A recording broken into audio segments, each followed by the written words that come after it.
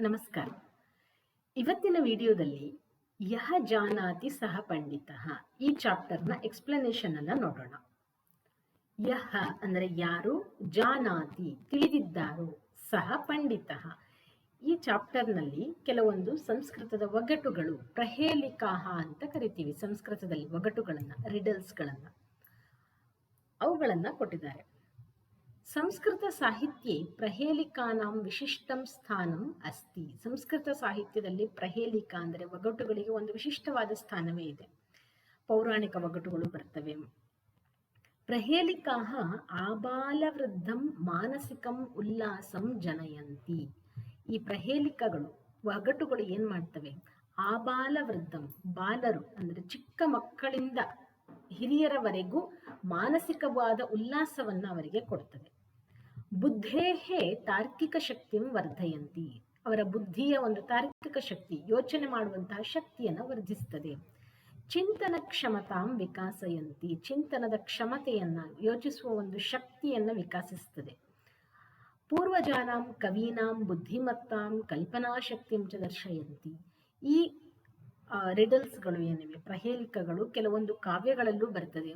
ನಮ್ಮ ಹಿಂದಿನ ಕವಿಗಳು ಹಾಗೆ ಅವರ ಅಥವಾ ಪಂಡಿತರು ಅವರ ಒಂದು ಕಲ್ಪನಾ ಶಕ್ತಿ ಹೇಗಿತ್ತು ಅನ್ನುವುದನ್ನು ಸಹ ನಮಗೆ ಇಲ್ಲಿ ತಿಳಿಸ್ತದೆ. ಮೊದಲನೆಯದಾಗಿ, ಭೋಜನಾಂತೆ ಚ ಕಿಂ ಪೇಯಂ ಜಯಂತಃ ಕಸ್ಯ ವೈ ಸುತಃ ಕಥಂ ವಿಷ್ಣು ಪದಂ ಪ್ರೋಕ್ತಂ ತಕ್ರಂ ಶಕ್ರಸ್ಯ ದುರ್ಲಭಂ. ಭೋಜನಾಂತೆ ಚ ಕಿಂ ಪೇಯಂ. ಇಲ್ಲಿ 3 ಕ್ವಶನ್ಗಳು ಇದ್ದಾವೆ. ಆ 3 ಒಂದೊಂದು ಕ್ವಶನಿನ ಆನ್ಸರು ಸೇರಿ ಈ ಒಗಟಿನ ಉತ್ತರ ಆಗ್ತದೆ. ಭೋಜನ ಅಂತೆ, ಭೋಜನ ಊಟದ ಅಂತೆ ಕೊನೆಯಲ್ಲಿ, ಚ ಕಿಂ ಪೇಯಂ ಭೋಜನಸ್ಯ ಅಂತೆ ಕಿಂ ಪಾನೀಯಂ. ಯಾವುದನ್ನ ನಾವು ಕುಡಿಬೇಕು, ಸಾಮಾನ್ಯವಾಗಿ ನಾವು ಅಂದ್ಕೊಳ್ತೀವಿ ಊಟದ ಎಂಡಲ್ಲಿ ನೀರನ್ನು ಕುಡಿಬೇಕು. ಭೋಜನಾಂತೆ ವಿಷಂ, ಜಲಂ ವಿಷಂ ಅಂತ ವೈದ್ಯಕೀಯ ಇದರಲ್ಲಿ, ಆಯುರ್ವೇದ ಶಾಸ್ತ್ರದಲ್ಲಿ ಹೇಳ್ತಾರೆ. ಊಟದ ಎಂಡಲ್ಲಿ ನಾವು ನೀರನ್ನ ಕುಡಿಬಾರ್ದು. ಆದರೆ ಊಟದ ಎಂಡಲ್ಲಿ ಏನನ್ನ ಕುಡಿಬೇಕು ನಾವು ಅನ್ನೋದು ಇಲ್ಲಿ ಆನ್ಸರ್ ಆಗಿ ಬರ್ತದೆ. ಮೊದಲಿಗೆ ಈ ಕ್ವಶನಿನ ಅರ್ಥವನ್ನ ನೋಡೋಣ. ಜಯಂತಃ ಕಸ್ಯ ವೈ ಸುತಃ. ಜಯಂತಃ, ಜಯಂತ ಎನ್ನುವಂತಹ ಒಬ್ಬ ವ್ಯಕ್ತಿ, ಕಸ್ಯ ಸುತಃ ಯಾರ ಮಗ. ಕಥಂ ವಿಷ್ಣು ಪದಂ ಪ್ರೋಕ್ತಂ. ವಿಷ್ಣು ಪದ, ವಿಷ್ಣುವಿನ ಪಾದ ಅನ್ನುವಂಥದ್ದು ಏನು, ಹೇಗೆ ಸಿಗ್ತದೆ ಅನ್ನುವಂಥದ್ದು. ಅದಕ್ಕೆ ಆನ್ಸರು ಇವು 3 ಶಬ್ದಗಳು. ಉದಾಹರಣೆಗೆ, ಭೋಜನ ಅಂತೆ ಚ ಕಿಂ ಪೇಯಂ, ಭೋಜನದ ಅಂತದಲ್ಲಿ ಏನನ್ನ ಕುಡಿಬೇಕು ಅಂದ್ರೆ ತಕ್ರಂ. ತಕ್ರಂ ಅಂದ್ರೆ ಮಜ್ಜಿಗೆ. ಈ ಸುಭಾಷಿತ ಈ ಪ್ರಹೇಲಿಕಾದಲ್ಲಿ ಮಜ್ಜಿಗೆಯ ಒಂದು ವಿಶೇಷತೆಯನ್ನ ಅಥವಾ ಅದರ ಮಹತ್ವವನ್ನ ತಿಳಿಸ್ತದೆ. ಇಲ್ಲಿ ಊಟದ ಅಂತ್ಯದಲ್ಲಿ ನಾವು ಮಜ್ಜಿಗೆಯನ್ನ ಸೇವಿಸಬೇಕು ಯಾವಾಗಲೂ. ಹಾಗೆ ಜಯಂತಃ ಕಸ್ಯ ವೈ ಸುತಃ, ಶಕ್ರಸ್ಯ, ಕಸ್ಯ ಎನ್ನುವಲ್ಲಿ ಇಲ್ಲಿ ಶಕ್ರಸ್ಯ. ಶಕ್ರಃ ಅಂದ್ರೆ ಇಂದ್ರ, ದೇವತೆಗಳಿಗೆ ರಾಜ ಇಂದ್ರ, ಇಂದ್ರನ ಮಗ ಜಯಂತ. ಜಯಂತ ಯಾರ ಮಗ ಅನ್ನುವಂಥದ್ದು ಇಲ್ಲಿ ಕ್ವಶನ್. ಶಕ್ರಸ್ಯ ಅನ್ನುವಂಥದ್ದು ಇಲ್ಲಿ ಆನ್ಸರು. ಕಥಂ ವಿಷ್ಣು ಪದಂ ಪ್ರೋಕ್ತಂ. ವಿಷ್ಣು ಪದ ಅನ್ನುವಂಥದ್ದು ಹೇಗೆ ಸಿಗ್ತದೆ, ವಿಷ್ಣುವಿನ ಸಾನ್ನಿಧ್ಯ. ಕಥಂ ಯಾವ ರೀತಿ ಅಂದ್ರೆ ದುರ್ಲಭಂ, ತುಂಬಾ ಕಷ್ಟ. ವಿಷ್ಣುವಿನ ಪಾದವನ್ನ ಅಥವಾ ಮೋಕ್ಷವನ್ನ ಪಡೆಯುವುದು ಅತ್ಯಂತ ಒಂದು ಸುಲಭದ ಮಾರ್ಗ ಅಲ್ಲ, ಅದು ಅತ್ಯಂತ ಕಠಿಣ ಮಾರ್ಗ, ದುರ್ಲಭಂ. ಇದಕ್ಕೆ ಆನ್ಸರು ತಕ್ರಂ ಶಕ್ರಸ್ಯ ದುರ್ಲಭಂ. ಅಂದ್ರೆ ಈ ಪ್ರಹೇಲಿಕಾ ರಿಡಲ್ಸ್ ನಲ್ಲೇ ಒಂದು ಸುಭಾಷಿತ ಇದೆ. ಇದರ ಆನ್ಸರ್ ಏನ್ ಹೇಳ್ತದೆ, ತಕ್ರಂ ಮಜ್ಜಿಗೆಯು, ಶಕ್ರಸ್ಯ ಇಂದ್ರನಿಗೂ, ದುರ್ಲಭಂ, ದುರ್ಲಭಂ ಅಂದ್ರೆ ಕಷ್ಟ, ಸಿಗುವುದು ಕಷ್ಟ ಎನ್ನುವಂತಹ ಒಂದು ಈ 3 ಕ್ವಶನ್ಗಳಿಗೆ ಇರುವ ಆನ್ಸರ್ಗಳನ್ನ ಸೇರಿಸಿದ್ರೆ ಇದೊಂದು ವಾಕ್ಯ ಸಿಗ್ತದೆ ನಮಗೆ. ಆಕ್ಚುಲಿ ಈ ವಾಕ್ಯ ಅನ್ನುವಂಥದ್ದು ಒಂದು ಸುಭಾಷಿತದ ಕೊನೆಯ ಭಾಗ.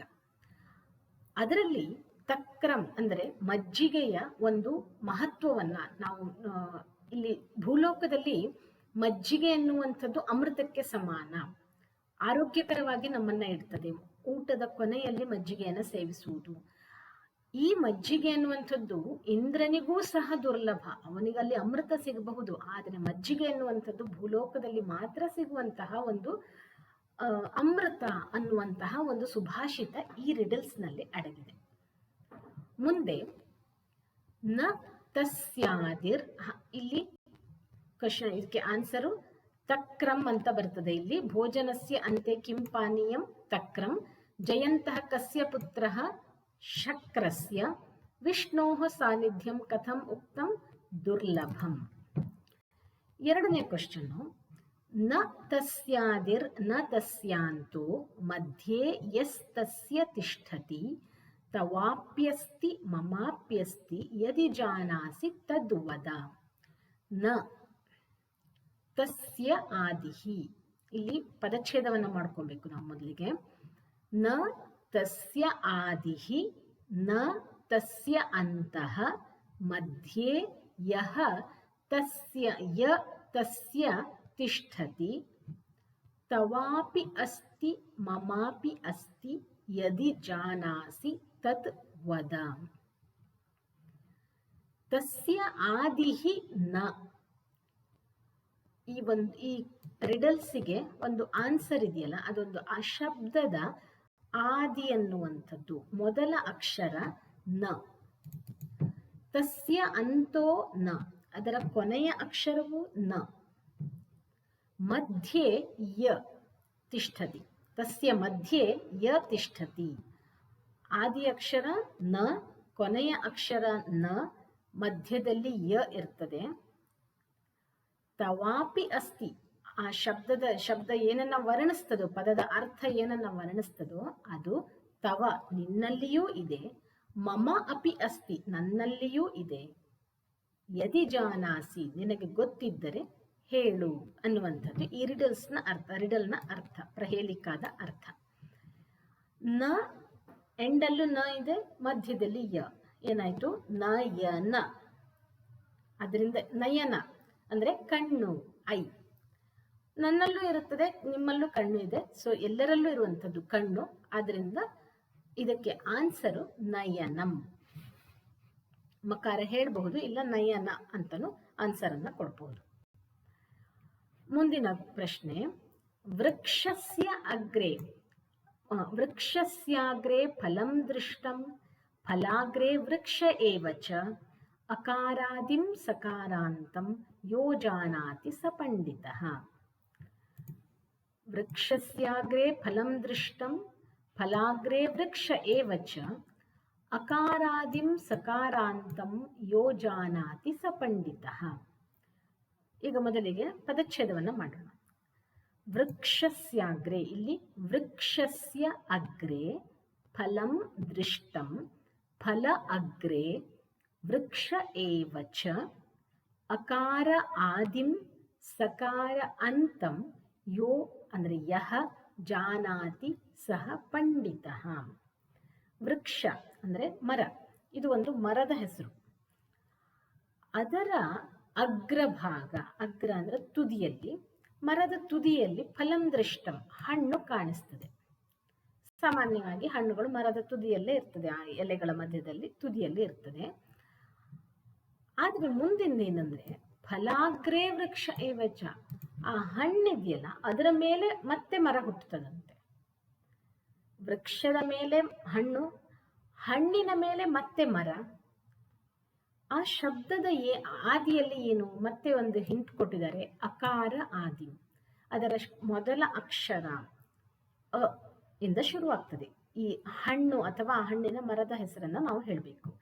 ಮೊದಲ ಅಕ್ಷರ ಅ, ಕೊನೆಯ ಅಕ್ಷರ ಅಂತಂ ಸಕಾರ ಸ. ಅ ಇಂದ ಶುರುವಾಗಿ ಸ ಅಲ್ಲಿ ಅಂತ್ಯವಾಗ್ತದೆ. ಯಹ ಜಾನಾತಿ ಸ ಪಂಡಿತಃ. ಈ ವೃಕ್ಷದ ಅಥವಾ ಹಣ್ಣಿನ ಮರದ ಹೆಸರನ್ನ ಹೇಳಿದವರು ಪಂಡಿತರು, ಬುದ್ಧಿವಂತರು ಅಂತ ಈ ಕ್ವಶನಿನ ಅರ್ಥ. ವೃಕ್ಷಸ್ಯ ಅಗ್ರೆ ಫಲಂ ದೃಷ್ಟಂ, ಇದು ಸಾಮಾನ್ಯವಾಗಿರುವಂಥದ್ದು. ಫಲಸ್ಯ ಅಗ್ರೆ ವೃಕ್ಷ ಏವ ಚ, ಮತ್ತೆ ಹಣ್ಣಿನ ಮೇಲೆ ಮತ್ತೆ ವೃಕ್ಷ ಬೆಳೀತದೆ, ಹಣ್ಣಿನಿಂದಲೇ ಆ ವೃಕ್ಷ ಬೆಳೀತಾ ಹೋಗ್ತದೆ. ಅಕಾರಃ ಯಸ್ಯ ಆದಿಃ ತಥೈವ ಸಕಾರಃ ಯಸ್ಯ ಅಂತೆ ಅಸ್ತಿ. ತತ್ ಪದಂ, ಆ ಪದವನ್ನು, ಆ ಶಬ್ದವನ್ನು ಯಾರು ತಿಳಿದಿದ್ದಾರೋ ಸಹ ಪಂಡಿತ. ಇಲ್ಲಿ ಅ ಮೊದಲಿಗೆ ಬಂದರೆ ಸ ಕೊನೆಯಲ್ಲಿ ಬರ್ತದೆ. ಸಾಮಾನ್ಯವಾಗಿ ನಾವು ನೋಡಿದ್ರೆ ಅನಾನಸ್, ಪೈನಾಪಲ್ ಅಂತ ಏನು ಹೇಳ್ತೀವಿ, ಆ ಹಣ್ಣು ಮೊದಲಿಗೆ ಅದರ ವೃಕ್ಷದ, ಆ ಹಣ್ಣು ಒಂದೇ ಹಣ್ಣಾಗುವಂಥದ್ದು ಒಂದು ವೃಕ್ಷದಲ್ಲಿ, ಅದು ವೃಕ್ಷದ ಅಗ್ರಭಾಗದಲ್ಲಿ ಮೇಲ್ಗಡೆ ಕಾಣಿಸ್ತದೆ. ಅದೇ ಹಣ್ಣು ಮತ್ತೆ ಅದರ ಮೇಲೆ, ಹಣ್ಣಿನ ಮೇಲೆ ಮತ್ತೆ ಅದರ ಮರ ಬೆಳೀತಾ ಹೋಗ್ತದೆ. ಇದಕ್ಕೆ ಉತ್ತರ ಅನಾನಸಃ ಅನ್ನೋದು ಇದಕ್ಕೆ ಉತ್ತರ.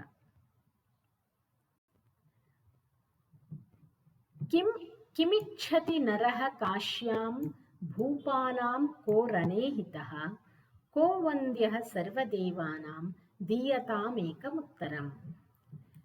ಕಿಂ ಇಚ್ಛತಿ ನರಃ ಕಾಶ್ಯಾಂ ಭೂಪಾನಾಂ ಕಃ ರಣೇ ಹಿತಃ ಕಃ ವಂದ್ಯಃ ಸರ್ವದೇವಾನಾಂ ದೀಯತಾಂ ಏಕಂ ಉತ್ತರಂ.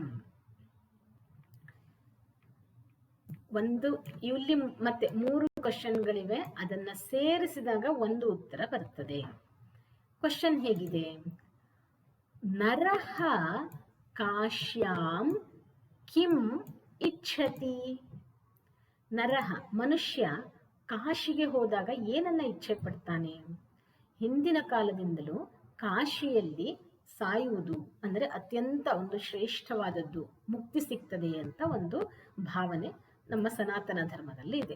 ಆದ್ದರಿಂದ ಕಾಶ್ಯಾಂ ನರಃ ಕಿಂ ಇಚ್ಛತಿ, ಇಲ್ಲಿ ಕಿಂ ಎನ್ನುವಂತಹ ಕ್ವಶನ್ಗೆ ಆನ್ಸರು ಮೃತ್ಯು, ಸಾವು.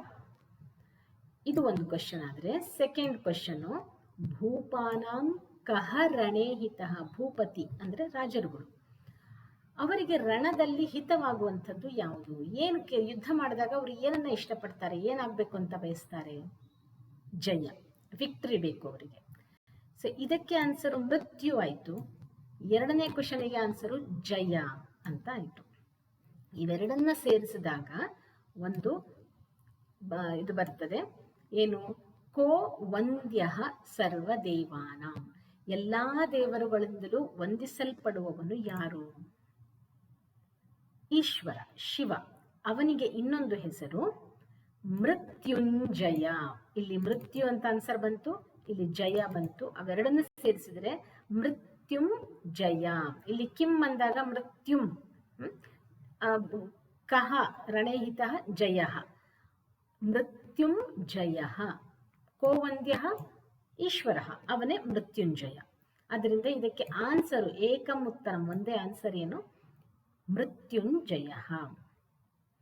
ಮನುಷ್ಯ ಕಾಶ್ಯಾಂ ಕಿಂ ಇಚ್ಛತಿ? ಮೃತ್ಯುಂ. ಯುದ್ಧೇ ಮಹಾರಾಜಾನಾಂ ಕಹ ಹಿತಃ? ಜಯಃ. ಕಹ ಸರ್ವದೇವಾನಾಂ ವಂದನೀಯಃ? ಮೃತ್ಯುಂಜಯಃ. ಮುಂದೆ ಇಲ್ಲಿ ಪ್ರಹೇಲಿಕಗಳ ಉತ್ತರವನ್ನ ಇಲ್ಲಿ ಕೊನೆಯಲ್ಲಿ ಕೊಟ್ಟಿದ್ದಾರೆ. ಕುಲಾಲಸ್ಯ ಗೃಹೇ ಹಿ, ಮೊದಲಿಗೆ ನಾನು ಓದೋಣ. ಕುಲಾಲಸ್ಯ ಗೃಹೇ ಹ್ಯರ್ಧಂ ತದರ್ಧಂ ಹಸ್ತಿನಾಪುರೆ ದ್ವಯಂ ಮಿಲಿತ್ವಾ ಲಂಕಾಯಾಂ ಯೋ ಜಾನಾತಿ ಸ ಪಂಡಿತಃ. ಕುಲಾಲಸ್ಯ ಗೃಹೇ ಹಿ ಅರ್ಧಂ ತತ್ ಅರ್ಧಂ ಹಸ್ತಿನಾಪುರೆ ದ್ವಯಂ ಮಿಲಿತ್ವಾ ಲಂಕಾಯಾಂ ಯಹ ಜಾನಾತಿ ಸಹ ಪಂಡಿತಃ. ಕುಲಾಲಹ ಅಂದರೆ ಇಲ್ಲಿ ಕುಂಬಾರ, ಮಡಿಕೆ ಮಾಡುವವನು. ಇಲ್ಲಿ ಒಂದು ಶಬ್ದ ಬರುತ್ತೆ, ಆ ಶಬ್ದದ ಅದನ್ನು ನಾವು 2 ಪಾರ್ಟ್ ಮಾಡಿದರೆ ದ್ವಯಂ ಮಿಲಿತ್ವ. ಇಲ್ಲಿ ಅರ್ಧ, ಆ ಶಬ್ದದ ಅರ್ಧ ಪಾರ್ಟು ಕುಲಾಲಸ್ಯ ಗೃಹೆ, ಕುಂಭಕಾರನ ಮನೆಯಲ್ಲಿದೆಯಂತೆ. ಮತ್ತೆ ಉಳಿದ ಅರ್ಧ ಪಾರ್ಟು ಹಸ್ತಿನಾಪುರದಲ್ಲಿದೆಯಂತೆ. ಆ 2 ಶಬ್ದಗಳ ಅರ್ಧ ಪಾರ್ಟ್ಗಳನ್ನು ಸೇರಿಸಿದ್ರೆ ಲಂಕೆಯಲ್ಲಿ ಇರುತ್ತಂತೆ. ಹಾಗಿದ್ರೆ ಏನು? ಕುಲಾಲಸ್ಯ ಗೃಹೇ ಹಿ ಅರ್ಧಂ, ಮಡಿಕೆ. ಕುಲಾಲ ಅಂದರೆ ಕುಂಭಕಾರ, ಪಾಟರು. ಅವನ ಮನೆಯಲ್ಲಿ ಅರ್ಧ ಪಾರ್ಟ್ ಇದೆ, ಆ ಶಬ್ದದ ಅರ್ಧ ಪಾರ್ಟ್. ಅವನು ಕುಂಬಾರ ಮಾಡುವಂಥದ್ದು ಏನು? ಕುಂಭ ಅಂದರೆ ಮಡಿಕೆ. ಸಂಸ್ಕೃತದಲ್ಲಿ ಕುಂಭ ಅಂತ ಹೇಳ್ತೀವಿ. ಸೊ ಆ ಶಬ್ದದ, ನಮಗೆ ಬೇಕಾಗಿರೋ ಶಬ್ದದ ಅರ್ಧ, ಮೊದಲ ಭಾಗ ಏನಾಯಿತು? ಕುಂಭ. ತತ್ ಅರ್ಧಂ ಹಸ್ತಿನಾಪುರೇ. ಆ ಶಬ್ದದ ಇನ್ನುಳಿದ ಅರ್ಧ ಭಾಗ ಇದೆಯಲ್ಲ, ಅದು ಒಂದು ಶಬ್ದ, ಅದು ಒಂದು ಶಬ್ದವಾಗಿದೆ. ಅದು ಹಸ್ತಿನಾಪುರದಲ್ಲಿ ಸಿಗ್ತದೆ ನಮಗೆ. ಹಸ್ತಿನಾಪುರ ಅಂದ್ರೆ ಕೌರವರು ಪಾಂಡವರು ಇದ್ದಂತಹ ಜಾಗ. ಮಹಾಭಾರತಕ್ಕೆ ಹೋದಾಗ ಅಲ್ಲಿ ಇದ್ದಂತಹ ವ್ಯಕ್ತಿಗಳಲ್ಲಿ ಒಬ್ಬನ ಹೆಸರು ಇದರಲ್ಲಿ ಬರ್ತದೆ. ದ್ವಯಂ ಮಿಲಿತ್ವ ಲಂಕಾಯಾಮ್. ಆ ಎರಡು ಶಬ್ದಗಳು, ಮೊದಲ ಶಬ್ದ ಗೊತ್ತಾಯ್ತು ನಮಗೆ ಕುಂಭ ಅಂತ, ಎರಡನೇ ಶಬ್ದ ಇನ್ನೊಂದು ಗೊತ್ತಿಲ್ಲ. ಈ ಎರಡು ಶಬ್ದಗಳನ್ನ ಸೇರಿಸಿದ್ರೆ ಲಂಕೆಯಲ್ಲಿರುವ ವ್ಯಕ್ತಿ ಲಂಕೆಯಲ್ಲಿ ಇದೆ. ಏನು ಲಂಕೆ ಅಂದ್ರೆ ರಾವಣನ ಕಾಲ, ರಾಮಾಯಣ ಕಾಲದಲ್ಲಿ ವಿಭೀಷಣ, ರಾವಣ. ಇಲ್ಲಿ ಕುಂಭ ಅಂತ ಬಂದಾಗ ನಮಗೆ ಸಾಮಾನ್ಯವಾಗಿ ನೆನಪಾಗುವಂಥದ್ದು ರಾವಣನ ತಮ್ಮ ಕುಂಭಕರ್ಣ. ಆದ್ರಿಂದ ಇಲ್ಲಿ ಎರಡನೇ ಶಬ್ದ ಏನಾಯ್ತು, ಹಸ್ತಿನಾಪುರದಲ್ಲಿರುವಂಥದ್ದು ಕರ್ಣ. ಕುಂಭ ಪ್ಲಸ್ ಕರ್ಣ ಸೇರಿದಾಗ ಕುಂಭಕರ್ಣ ಅಂತಾಯ್ತು. ಆ ವ್ಯಕ್ತಿ ಲಂಕೆಯಲ್ಲಿ ಸಿಗ್ತಾನೆ. ಆದ್ರಿಂದ ಈ ಕ್ವಶನ್ಗೆ ಆನ್ಸರು ಕುಂಭಕರ್ಣ. ಕುಂಭಕಾರಸ್ಯ ಗೃಹೇ ತಸ್ಯ ಅರ್ಧಂ ಕಿಮ್ ಅಸ್ತಿ ಕುಂಭ. ಹಸ್ತಿನಾಪುರೇ ತಸ್ಯ ಅಪರಂ ಅರ್ಧಂ ಕಿಮ್ ಅಸ್ತಿ ಕರ್ಣ. ದ್ವಯಂ ಮಿಲಿತ್ವ ಪೂರ್ಣರೂಪಂ ಲಂಕಾಯಾಂ ಕುಂಭಕರ್ಣ. ಸೊ ಇಲ್ಲಿ ತಕ್ರಂ ಶಕ್ರಸ್ಯ ದುರ್ಲಭಂ ಮೊದಲ ಕ್ವಶನ್ ಆನ್ಸರು. ಸೆಕೆಂಡ್ಗೆ ನಯನಂ. ಥರ್ಡು ಅನಾನಸಃ ಪೈನಾಪಲ್ಲು. ಮೃತ್ಯುಂ ಜಯ ಸೇರಿಸಿದಾಗ ಮೃತ್ಯುಂಜಯ ಆಯಿತು. ಕುಂಭಕರ್ಣ ಕುಂಭಕರ್ಣ. ಇಲ್ಲಿ ಶಬ್ದಗಳ ಅರ್ಥಗಳನ್ನು ಸಹ ಕೊಟ್ಟಿದ್ದಾರೆ. ಪೇಯಂ ಅಂದ್ರೆ ಪಾತುಂ ಯೋಗ್ಯಂ. ಪಾತುಂ ಅಂದ್ರೆ ಕುಡಿಲಿಕ್ಕೆ ಯೋಗ್ಯವಾದದ್ದು, ಫಿಟ್ ಫಾರ್ ಡ್ರಿಂಕಿಂಗ್. ಮಾತೃಭಾಷಾಯಾಂ ಅರ್ಥಂ ಲಿಖಂತು, ಕುಡಿಯಲು ಯೋಗ್ಯವಾದದ್ದು. ಸುತಃ ಮಗ. ತಕ್ರಂ ಮಥಿತಂ ಅಂದ್ರೆ ಬಟರ್ ಮಿಲ್ಕ್ ಅಂತಾನೆ ಅರ್ಥ, ಮಜ್ಜಿಗೆ ಅಂತ ಕನ್ನಡದಲ್ಲಿ ಹೇಳ್ತೀವಿ. ಕುಲಾಲಸ್ಯ ಕುಂಭಕಾರಸ್ಯ, ಕನ್ನಡದಲ್ಲಿ ಹೇಳ್ಬೇಕಂದ್ರೆ ಕುಂಬಾರನ. ಸ್ಯ ಅಂತ ಇದೆ, ಷಷ್ಠಿ ವಿಭಕ್ತಿಯಲ್ಲಿ ಬರ್ತದೆ, ಕುಂಬಾರನ. ರಣೆ ಅಂದ್ರೆ ಯುದ್ಧದಲ್ಲಿ ಅಂತ ಆಗುತ್ತೆ. ಇಲ್ಲಿ ಕೆಲವೊಂದು ಅವಧೇಯ ಅಂಶಗಳನ್ನು ಸಹ ಕೊಟ್ಟಿದ್ದಾರೆ. ಹಾಗೆ ಅಭ್ಯಾಸಂ ಕುರ್ಮಃ, ಇವುಗಳನ್ನ ಮುಂದಿನ ವಿಡಿಯೋದಲ್ಲಿ ನೋಡೋಣ. ಇದಿಷ್ಟು ಈ ಚಾಪ್ಟರ್ನ ಎಕ್ಸ್ಪ್ಲನೇಷನ್. ಈ ವಿಡಿಯೋ ಇಷ್ಟ ಆಗಿದ್ರೆ ಲೈಕ್ ಮಾಡಿ, ಶೇರ್ ಮಾಡಿ. ಹಾಗೆ ಏನಾದರೂ ಇನ್ಫಾರ್ಮೇಷನ್ ಬೇಕಿದ್ರೆ ಕಮೆಂಟ್ನಲ್ಲಿ ತಿಳಿಸಿ. ಇನ್ನು ಈ ಚಾನೆಲ್ಗೆ ಸಬ್ಸ್ಕ್ರೈಬ್ ಆಗಿಲ್ಲ ಅಂದರೆ ದಯವಿಟ್ಟು ಸಬ್ಸ್ಕ್ರೈಬ್ ಆಗಿ. ಮುಂದಿನ ವಿಡಿಯೋದಲ್ಲಿ ಸಿಗೋಣ. ಧನ್ಯವಾದ. ನಮಸ್ಕಾರ.